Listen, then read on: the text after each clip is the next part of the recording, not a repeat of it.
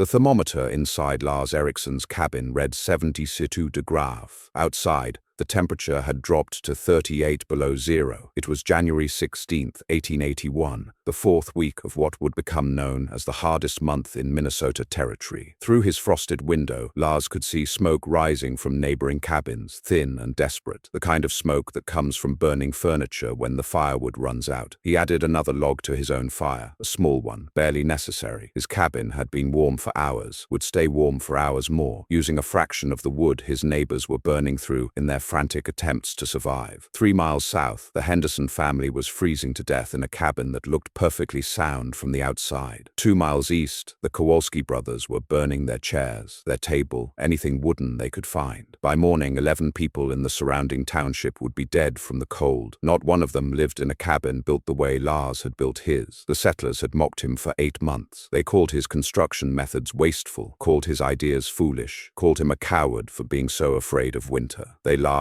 at his snow-packed walls, his strange double-door system, his obsessive stockpiling of firewood. They said he was wasting his homestead money on unnecessary precautions. They said Minnesota winters weren't that bad. They said he'd understand after his first winter that their simpler methods worked just fine. They were wrong about everything, and by the time they realized it, it was too late to rebuild, too late to prepare, too late to do anything except freeze or beg for shelter from the Norwegian immigrant they'd spent months ridiculing. The story of how Lars Eriksen built the warmest cabin in Minnesota territory begins not with innovation, but with memory. Memory of winters that could kill. Memory of construction methods developed over centuries in a place where survival depended on understanding cold at a fundamental level. Memory that Lars carried from Norway to America. Memory that would save his life and the lives of everyone who listened to him. Minnesota territory in 1880 was filling rapidly with settlers. The Homestead Act had opened vast stretches of land for anyone willing to claim 160 acres and prove it up by living there and improving it. Thousands of families arrived from the eastern states, from Europe, from anywhere opportunity seemed better than staying put. They came with dreams of land ownership, of building something permanent, of creating farms and futures. Most came with almost no money and even less understanding of what Minnesota winter actually meant. The standard homestead cabin in Minnesota followed patterns established in milder climates. Settlers built quickly, cheaply, and according to methods that had worked adequately in Ohio, Pennsylvania, or New York. A typical cabin was 12 by 14 feet, just above the minimum size required by the Homestead Act. The walls were single-thickness logs, usually 8 to 10 inches in diameter, notched at the corners using simple saddle joints. Gaps between logs were chinked with whatever material was available, typically mud mixed with grass or moss. A dirt floor, sometimes covered with split logs if time permitted. One small window, often covered with oiled paper instead of expensive glass. A stone or clay fireplace at one end. A simple plank door hung on leather or wooden hinges. Construction time for a man working alone was typically 2 to 3 weeks. Total cost in purchased materials was $15 to $30, depending on what needed to be bought versus what could be sourced from the land. These cabins worked adequately in moderate conditions. They kept out most of the wind. They retained some heat from the fireplace. They provided shelter from rain and snow. For settlers arriving from states where winter meant occasional cold snaps and snow that melted within weeks, these structures seemed sufficient. The previous decade had reinforced this false confidence. The 1870s had brought unusually mild winters to the upper Midwest. Settlers who arrived during those years experienced cold, certainly, but nothing extreme. Temperatures that dropped to 0 or 10 below, then warmed again within days. Snow that accumulated but never reached unmanageable depths. Livestock that could graze between storms. Trains that kept running, bringing supplies and mail. In those conditions, a simple cabin was enough. But Minnesota could deliver worse, much worse. The winter of 1880-1881 would prove that with brutal clarity. The problem was that most settlers had no framework for understanding what worse meant. They'd never experienced extended periods where temperatures never rose above 0. They'd never seen snow accumulate to depths that made travel impossible for months. They'd never lived through cold so severe that inadequate shelter meant death, not just discomfort. Lars Eriksen had that framework. He'd grown up in the mountains of western Norway, in a region where winter lasted 6 months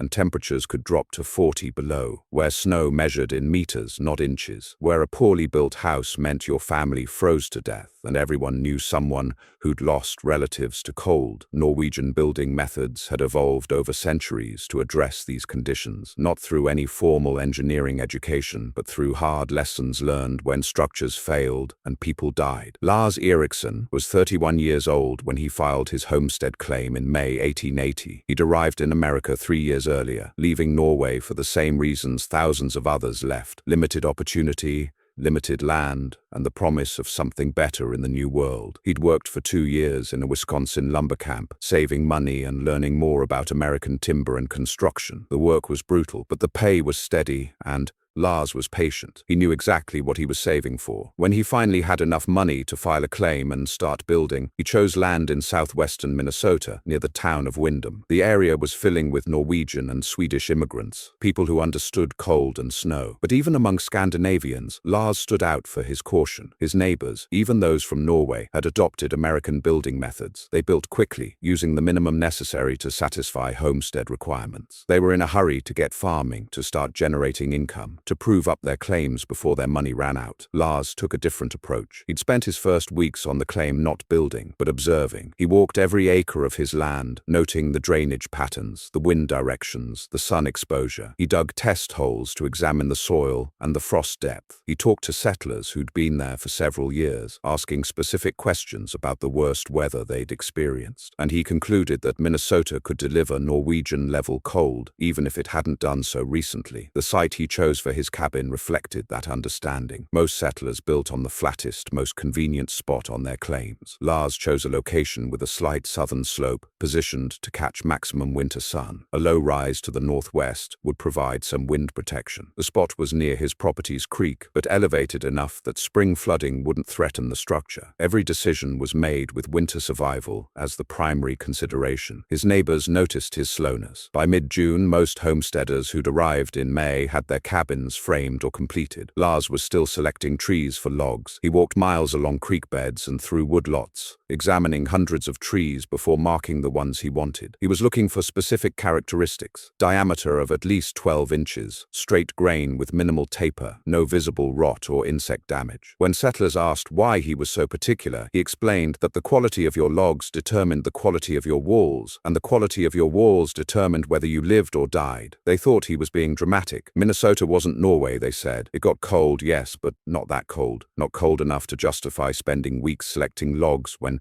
any reasonably straight tree would do. Lars didn't argue. He just kept working according to his own standards. The real criticism started in July, when Lars began the actual construction. His foundation was the first oddity. Most cabins sat on 4 cornerstones, maybe 6 if the builder was particularly cautious. Lars dug a foundation trench around his entire cabin perimeter, 18 inches deep, and filled it with carefully placed stones mortared with clay. The foundation rose 6 inches above ground level, creating a continuous stone base. This took him nearly 2 weeks. His neighbor to the south, a man named Thomas Crawford from Ohio, watched this work with increasing bewilderment. Finally, Crawford walked over to comment. "That's a mighty fancy foundation for a log cabin," he said. "I had my whole cabin built in the time you've spent digging holes." "Your cabin sits on bare ground," Lars replied, continuing his work. "Ground's solid enough. Been here 2 years. Cabin hasn't moved an inch. Ground freezes. Ground heaves. In a bad winter, ground can shift enough to crack your walls." Lars positioned another stone. "This foundation goes below the frost line. It won't move." Crawford shook his head. "Seems like unnecessary work to me, but it's your time." The criticism intensified when Lars began building his walls. He wasn't constructing a single wall like everyone else. He was building 2 walls with a gap between them. The outer wall went up first, logs carefully notched and fitted. When it reached 7 feet in height, Lars stopped and began building a second wall, 4 feet inside the first one. The gap between the walls was substantial, creating what looked like a waste of space and materials. Word spread quickly. Settlers came from neighboring claims to see the strange double-wall cabin. They stood in groups discussing what Lars was doing, and the consensus was clear. He was building foolishly. The double walls meant twice as many logs to cut and haul, twice as much chinking to apply, twice as much work for no apparent benefit. And that 4-foot gap between the walls,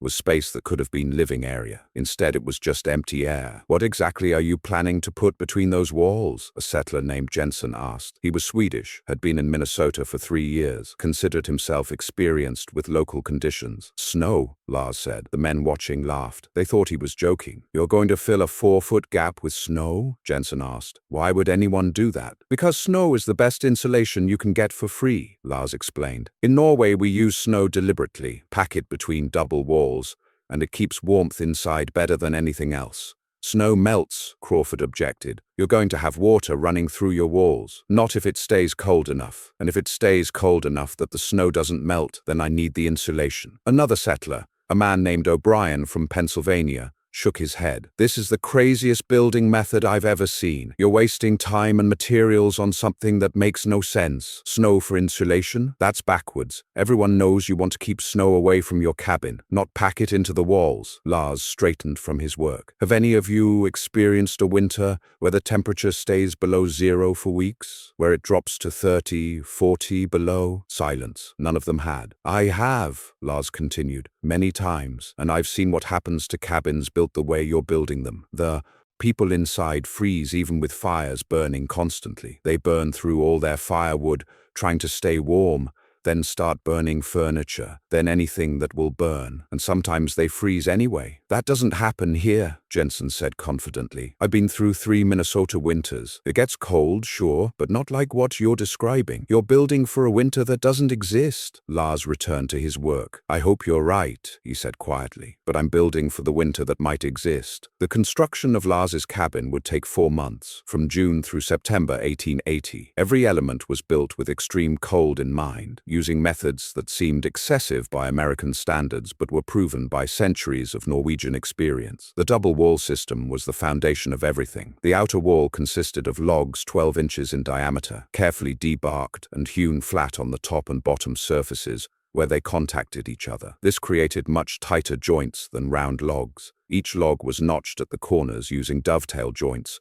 more complex than simple saddle notches but far stronger and more resistant to separation. The gaps between logs were chinked with a mixture Lars had developed, clay mixed with fine sand, cow hair for reinforcement, and a small amount of pine tar for waterproofing. He applied this chinking in 2 layers, letting the first layer dry completely before adding the second. The inner wall was built with similar care, using 10-inch logs. The 4-foot gap between the walls was critical to Lars's design. This gap would be filled with snow once winter arrived, but the space had to be structured correctly, or the snow would settle and compress, reducing its insulating value. Lars built a series of horizontal wooden slats spanning the gap every 2 feet vertically. These slats, made from split saplings, would support the snow and prevent excessive settling. The slats were spaced to allow snow to be packed in from the top, but close enough together that the snow would remain relatively stable once packed. The door system reflected Lars's understanding that every opening was a potential point of heat loss. He built 2 doors, not 1. The outer door was thick, made from 3-inch planks, edge-joined with wooden dowels and reinforced with iron straps he'd purchased in town. This door was mounted in the outer wall using heavy iron hinges. It sealed against the outer wall frame with overlapping edges that prevented air infiltration. But the innovation was the inner door, mounted 4 feet inside the first. This created an airlock entry, a space between the 2 doors that would remain cold but would prevent exterior air from flowing directly into the living space. When you entered Lars's cabin, you would open the outer door, step into the airlock space, close the outer door, then open the inner door to enter the cabin proper. Heat loss during entry and exit was minimized, because you were never creating a direct path from the cold exterior to the warm interior. The window design followed similar principles. Lars installed only 1 window, positioned on the south wall where it would admit maximum winter sunlight. The window was small, 18 inches square, but it was mounted in a complex assembly. The opening was cut through both walls, creating a 4-foot deep window well. The actual glass was mounted in the inner wall, protected from exterior weather. The outer wall opening had a thick wooden shutter that could be closed during the coldest weather or at night. The 4-foot depth of the window well created an insulating airspace, and Lars built a wooden cover that could be positioned midway through the well for additional insulation when needed. The roof was perhaps the most over-engineered element of the entire structure. Lars built it with 4 separate layers. The first layer was heavy timbers spanning the width of the cabin,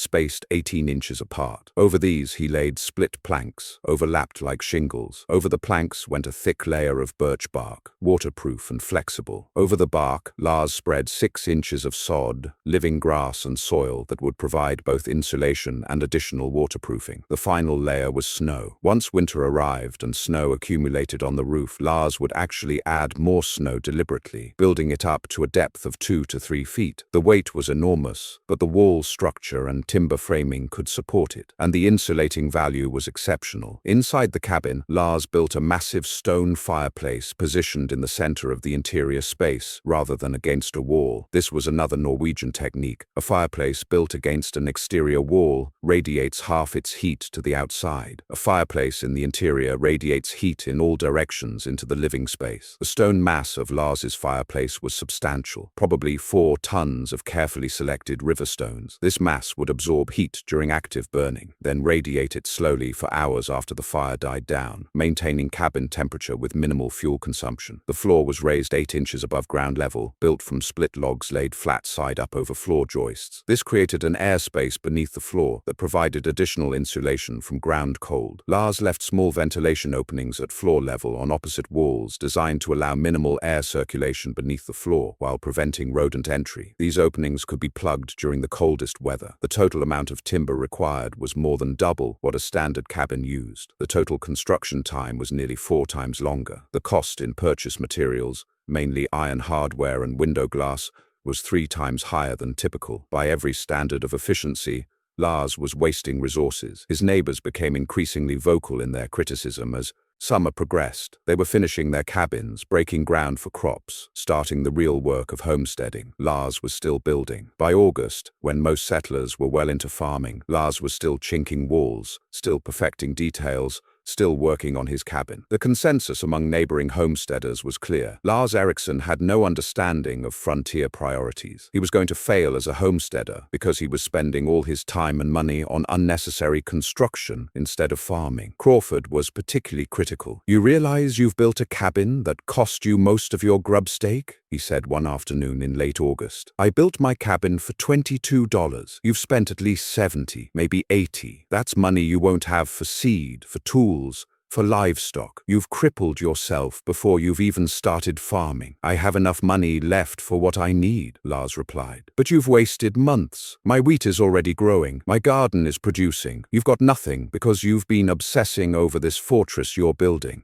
"I'll farm next year," Lars said. "This year, I'm building a house that will keep me alive through winter." "Minnesota winter isn't that bad," Crawford insisted. "You've been here since May. Have you talked to anyone who froze to death last winter? Have you heard any stories about cabins that were too cold to survive in?" Lars hadn't. The previous winter had been mild, but he also understood something Crawford didn't. Past weather doesn't predict future weather. Just because the last few winters had been manageable didn't mean the next winter would be. By mid-September, the cabin was essentially complete. Lars had one final task that drew more mockery than anything else: stockpiling firewood. He began cutting and splitting wood with an intensity that seemed obsessive. Every day, from dawn until dusk, he cut trees, hauled logs, split them into manageable pieces, and stacked them near his cabin. He built a long, covered firewood storage structure against the north wall of his cabin, capable of holding several cords of wood under shelter, and he filled it completely. Then he cut more wood and stacked it outside, building piles that dwarfed what any other settler had prepared. Jensen stopped by in late September and laughed at the massive firewood supply. "Planning to heat the whole territory?" he asked. "Planning to stay warm," Lars said, not pausing in his work. "You've got enough wood there for 3 winters, maybe 4. I've got enough for 1 hard winter. It's not going to be that cold." Lars looked at Jensen directly. "Do you know that? For certain. It's never been that cold here. Yet," Lars said, and returned to splitting wood. The first snow came on October 12, 1880, early but not unprecedented, a light dusting that melted within 2 days. The real cold arrived on October 19th. Temperatures dropped suddenly, hitting 5 below zero. Overnight, most cabins handled it adequately. Fires burned steadily, and settlers adjusted to the cold. Within 3 days, temperatures rose back above freezing. Crisis averted. But Lars noticed something his neighbors didn't. His cabin, which hadn't yet been filled with snow insulation, was already warmer than the surrounding cabins. Even with empty air gaps between his double walls, The structure retained heat better than single-wall construction. He ran an experiment. He lit a fire in his central fireplace, let it burn for 2 hours, then extinguished it completely. He monitored the interior temperature drop over the next 6 hours. The cabin cooled slowly, losing only 12 degrees in 6 hours. He asked Crawford if he could run the same test in Crawford's cabin. Crawford agreed, curious about the results. Crawford's cabin, with its single-thickness walls and end-mounted fireplace, lost 28 degrees in the same 6-hour period. The heat retention in Lars's structure was more than twice as effective, and this was before adding the snow insulation that would improve it further. Lars shared these results with his neighbors. Some were intrigued, most dismissed it as irrelevant. "So your cabin stays warm longer," Jensen said. "That just means you can burn less wood, but none of us are having trouble staying warm anyway, so what's the point?" "The point is efficiency," Lars explained. "When winter gets serious, you want every piece of firewood to heat your cabin as effectively as possible. If your cabin loses heat twice as fast as mine, you need twice as much firewood. Do you have twice as much firewood?" Jensen had a respectable pile of cut wood, maybe 2 cords. "I've got plenty," he said. "For a normal winter, probably yes," Lars agreed. "But if we get a hard winter, you'll burn through that in 6 weeks, maybe 8. Then I'll cut more. In 40 below weather?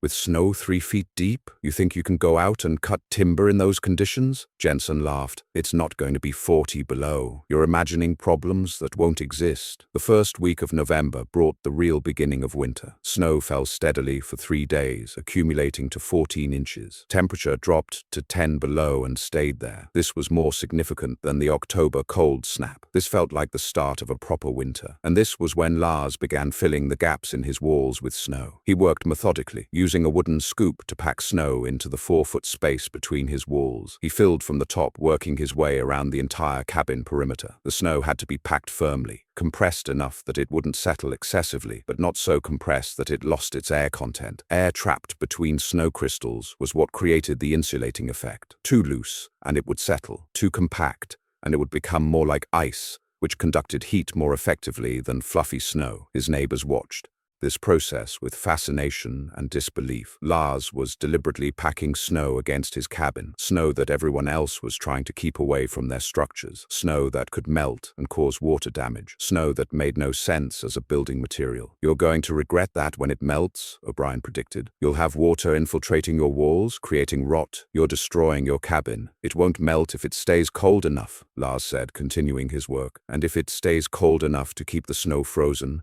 then I need the insulation." "What happens in spring when it warms up?" "In spring, I'll remove the snow before it melts. I'll shovel it away from the walls, let it melt at a distance from the cabin." This answer did nothing to reduce the mockery. The idea of intentionally packing snow into your walls, only to remove it months later, seemed like the definition of wasted effort. Every other settler was focused on keeping snow away from their cabins, not adding more. But the results were impossible to ignore. With the snow insulation in place, Lars's cabin became remarkably warm. He burned only a modest fire, and the interior temperature climbed to 68 degrees, 70 degrees. When he tested his fireplace efficiency, he found that a 2-hour burn would keep the cabin comfortable for more than 12 hours. The thermal mass of the central stone fireplace, combined with the exceptional insulation of the double walls and snow, created a system that retained heat with exceptional effectiveness. November brought steadily colder temperatures. By late month, the daytime high was 0. Nighttime lows reached 20 below. This was cold enough that other settlers were starting to burn significantly more firewood. The casual attitude that had prevailed in October was giving way to concern. Maybe this winter was going to be harder than recent years. December arrived with a blizzard. 3 feet of snow in 2 days. Temperatures dropped to 30 below 0. The wind screamed across the prairie at 40 miles an hour, creating drifts that buried some cabins to their rooflines. This was the moment when the reality of Minnesota winter revealed itself to the settlers who'd never experienced it. Lars added the final element of his winter preparation. He shoveled additional snow onto his roof, building it up to a depth of 3 feet. The weight was enormous, probably several tons, but the roof structure held easily. That 3-foot snow layer, combined with the sod and planking beneath it, created a roof with insulation value beyond anything anyone else had. From outside, his cabin looked like a snow mound with a chimney. From inside, it was a warm, comfortable space requiring minimal fuel to maintain temperature. His neighbors were struggling. Crawford's cabin was cold despite burning large amounts of wood. The single-wall construction couldn't retain heat effectively. The end-mounted fireplace radiated half its warmth to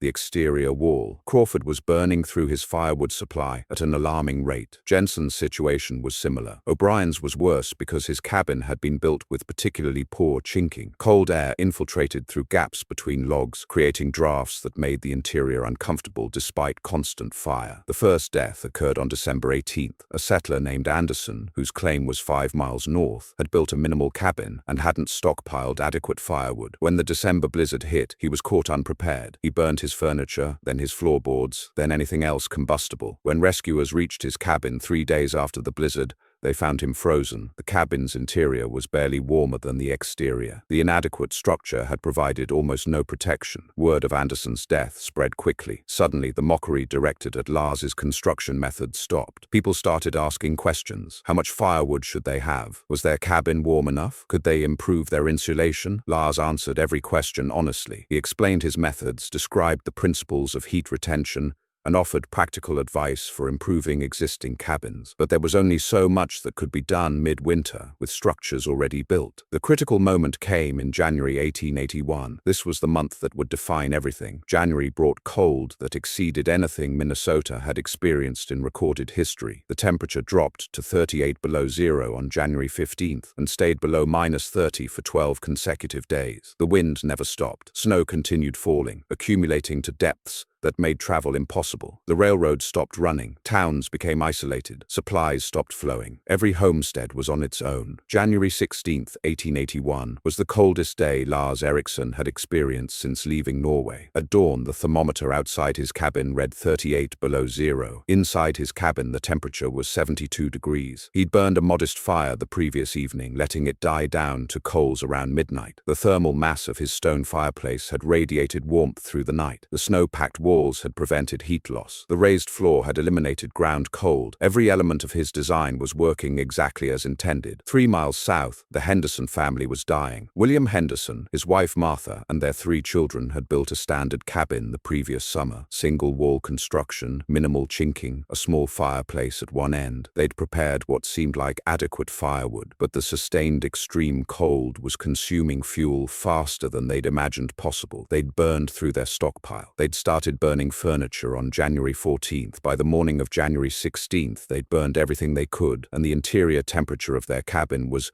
15 degrees. Hypothermia was setting in. The children were lethargic. Martha was barely conscious. William knew they were dying but had no solution. 2 miles east, the Kowalski brothers were in similar crisis. Their cabin was slightly better built, but they'd stockpiled even less firewood, confident that Minnesota winters were manageable. They'd been wrong. They were burning their beds, their shelves, anything wooden, but it wasn't enough. The cabin couldn't retain heat. The cold was winning. In the township, 11 people would die between January 15th and January 20th, not from accidents or illness, but from simple cold. Their cabins were inadequate, their firewood stockpiles were insufficient, their preparation was based on mild recent winters, not the killing cold that Minnesota was capable of delivering. Lars became aware of the crisis on January 17th, when Crawford appeared at his door. Crawford looked terrible, exhausted and half frozen. "I need help," he said simply. Lars pulled him inside. The temperature difference was shocking. Crawford stood in the warm interior, shaking as his body adjusted. "How is it this warm?" he asked. "Design," Lars said. "What's wrong?"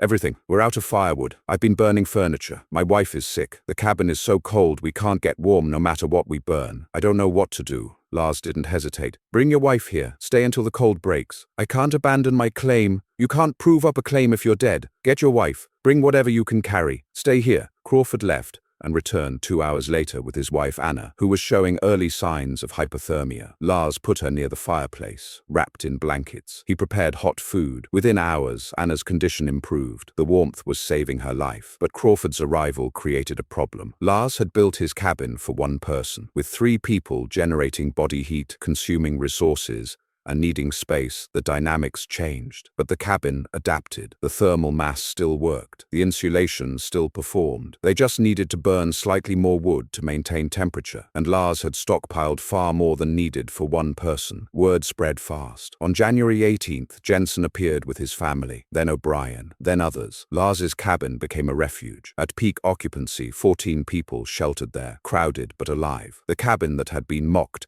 as excessive, wasteful, and unnecessary, was now the only structure in the township capable of keeping people alive in the sustained extreme cold. The interior temperature, even with 14 people and their collective body heat, never dropped below 65 degrees. Lars burned fires twice daily, morning and evening, letting the thermal mass store heat. The snow-packed walls prevented heat loss so effectively that even with the door opening and closing as people came and went, the temperature remained stable. The cabin wasn't just warm, it was comfortable. People could remove their heavy coats. Children could play without shivering. It was a level of indoor climate that seemed impossible given the exterior conditions. On January 19th, a rescue party from Wyndham attempted to reach the homesteads to check on settlers. They made it to Lars's cabin and found 14 people alive and reasonably healthy. They also found the Henderson family. William and Martha Henderson had frozen to death. Their youngest child had died as well. The two older children had survived by huddling together under every blanket they owned,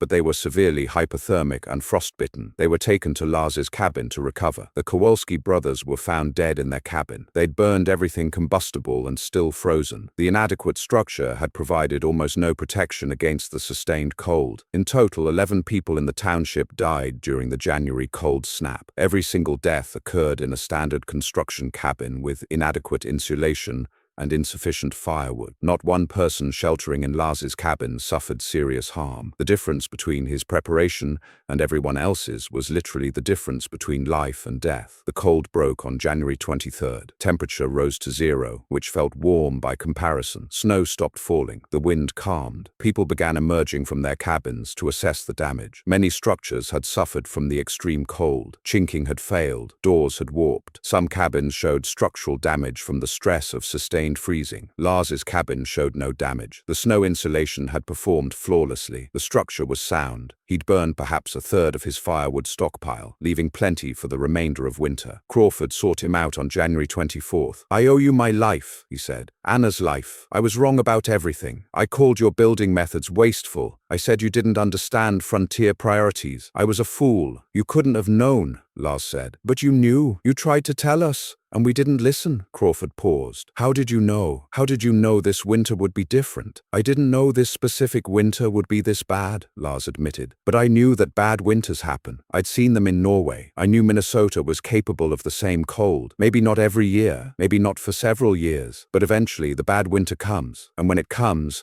there's no time to rebuild, no time to prepare. You build for the worst beforehand, or you don't survive." The story of Lars's cabin spread throughout Minnesota territory. Newspapers reported on it. Government officials took note. The construction methods Lars had used became subjects of intense interest. Settlers who were building new structures or rebuilding after the hard winter sought his advice. Lars shared everything freely. He explained the double wall principle, the snow insulation technique, the importance of thermal mass, the value of stockpiling excessive firewood. Some implemented his methods completely. Others adopted specific elements that fit their circumstances and budgets. The double wall construction became increasingly common in Minnesota and the Dakotas. Snow insulation remained controversial because it required active management, packing in fall and removing in spring, but those who used it consistently reported exceptional results. The technical principle that made Lars's design work was straightforward: minimizing heat loss while maximizing heat retention. Heat escapes buildings through 3 mechanisms: conduction through materials,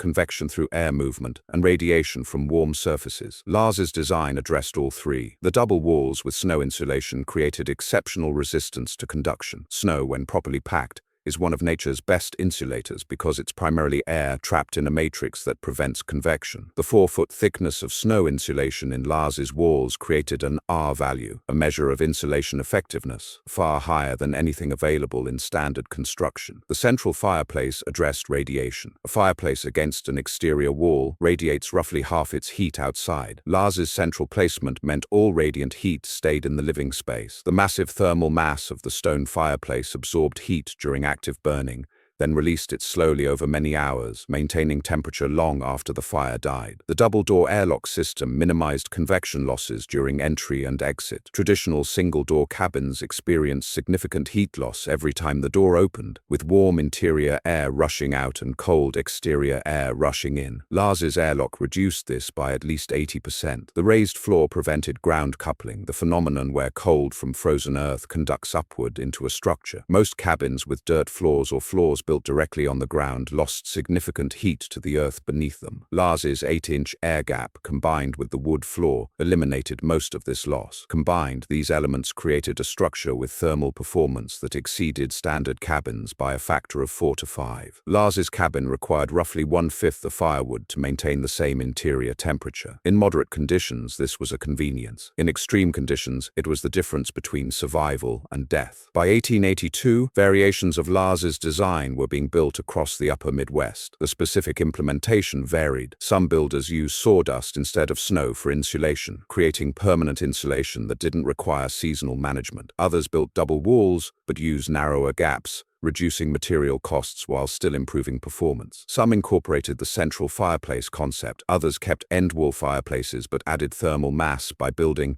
much larger structures. The underlying principle persisted: build for the worst conditions you can imagine, not for average conditions. This lesson, learned at the cost of 11 lives in January 1881, became embedded in frontier building culture. Older settlers would tell newcomers about the hard winter, about the cabins that failed, and the one cabin that didn't, about the Norwegian who'd been called a fool and turned out to be the only wise man in the territory. Lars Eriksen proved up his claim in 1885, gaining full ownership of his 160 acres. He married in 1886 a Norwegian woman named Ingrid, who had immigrated to Minnesota with her family. They raised 5 children in the cabin that had saved so many lives. The structure was expanded over the years, but the core double-wall section remained. Lars built a barn, then a larger house, using refined versions of his original methods. He became a successful farmer and a respected member of the community. When he died in 1919 at age 70, his obituary in the Windham newspaper described him as the man whose cabin saved lives in the winter of 1881. The cabin itself stood until 1947, when it was finally dismantled after nearly 70 years of continuous use. Several logs were preserved and are now displayed in the Cottonwood County Historical Society Museum. A historical marker stands on the original site, explaining the story of Lars Eriksen and the winter that validated his seemingly excessive caution. The lesson remains relevant. Building for the worst case, not the average case,